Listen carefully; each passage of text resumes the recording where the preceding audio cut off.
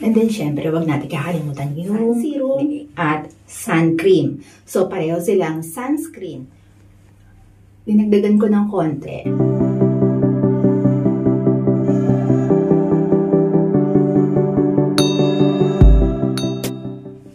Good morning, love. So, now, it's morning na dito sa Madrid, Spain. Pero, mag-aayos lang ako. Wala naman akong ganap today. Pero gusto ko lang mag-ayos. So, nakaligo na ako kagabi. Na-wash ko na yung aking body kagabi at na-wash ko na rin tong aking hair last night kasi may balak akong gawin sa buhok ko today.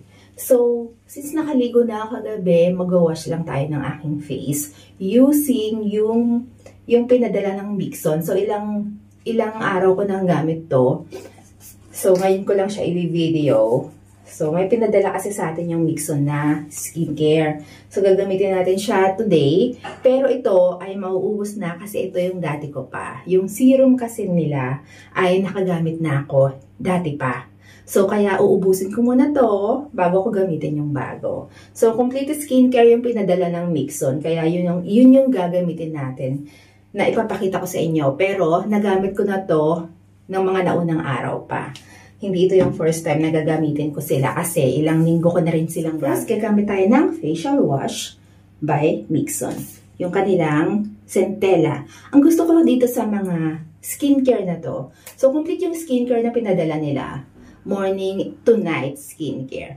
At ang consist nila na ingredients ay Centella. So, gustong-gusto ko yung ingredients na yun. At so far, never ako nagka-breakout. Mula na yung ginamit ko sila. So, ganyan lang karami.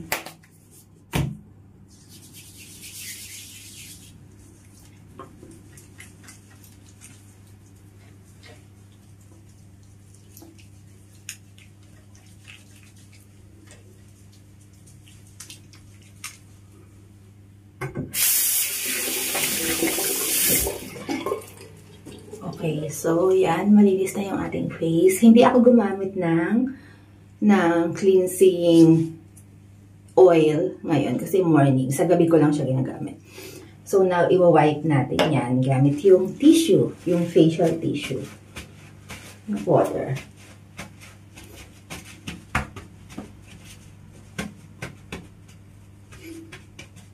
Next,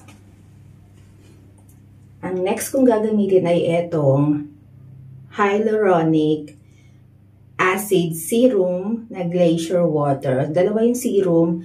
Isa ay etong bean essence. Pero mas watery ang consistency nito.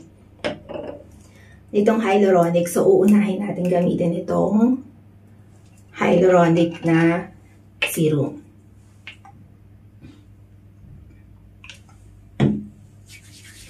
Pasensyahan nyo na yung aking lalamunan kasi medyo masakit siya. And then, hanggang neck yan. And then, so, next naman, eto ng bean serum. Eto na. Mauubos na to eh. At sobrang gustong-gusto ko rin ito. Ayan o. Tapos yung consistency niya. Oh.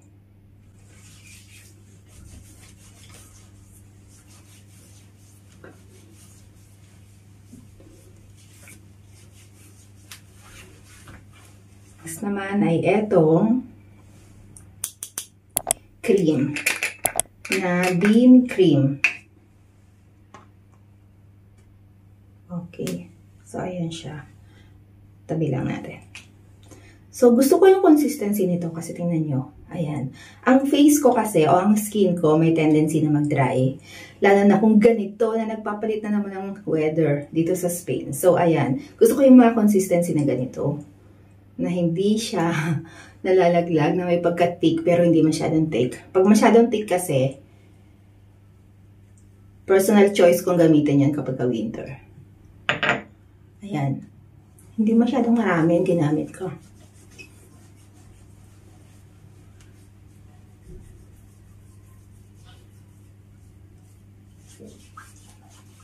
Ayan. Oh, okay na. Ayan, okay na siya. dinagdagan ko ng konti. Naglagay ulit ako ng cream.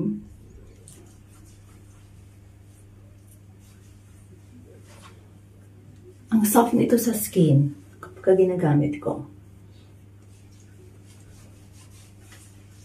And then, syempre, wag natin kakalimutan yung leeg.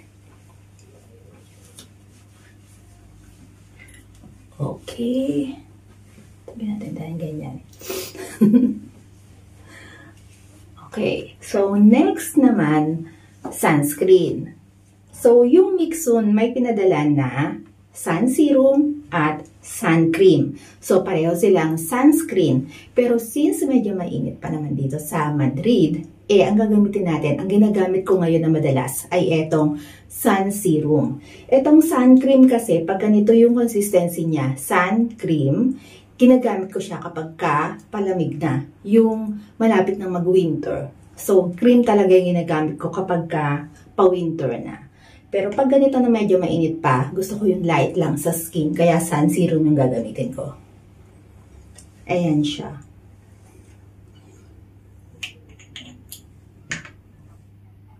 Ayan o, may pagka-watery siya eh. Kaya sun serum yung ginagamit ko.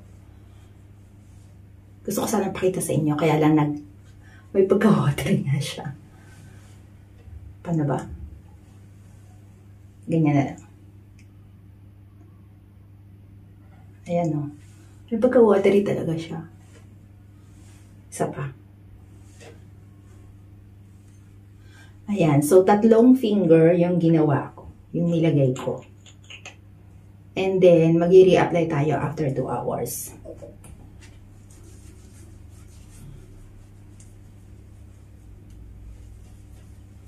Ang maganda dito sa sun serum na to, wala siyang white cast.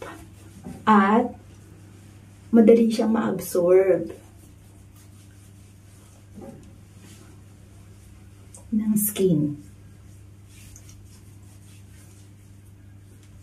Ayan o, kita niyo ba?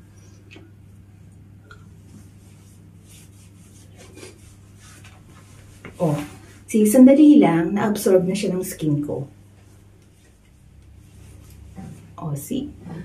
Oh, wala siyang white cast, yung sun serum. Plus, may ingredient siya na gustong-gusto ko, yung centella. Okay, so tapos na ako sa aking morning skincare routine ngayon. So, thank you for watching my loves at sana gustuhan mo itong ating video ngayong araw. If you like this video, please don't forget to give me a thumbs up at pwede mong i-share itong ating video sa mga taong tingin mo ay nangangailangan.